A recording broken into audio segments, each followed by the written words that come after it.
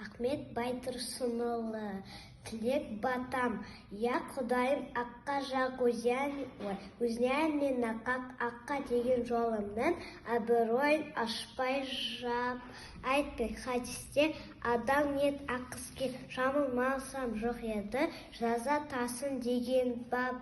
Мені ұстап айдатып, зағырданып қайнатып, масай расып мәз болып, қуанғанды өзің тап. Аз күндікке алданып, әсірсеге жалданып, адасқан аласын, түзі жолға түсір хақ.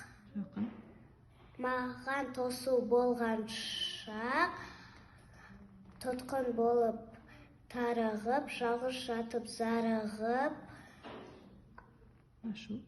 ашу қысып ойды алып, үш жыл бойды алып, жет жүрекке толған шақ, қатты айтты деп кектемей, сыйынғанды тек демей, 12 имам әулия, 28 әнбия, қолға өңшен аруақ.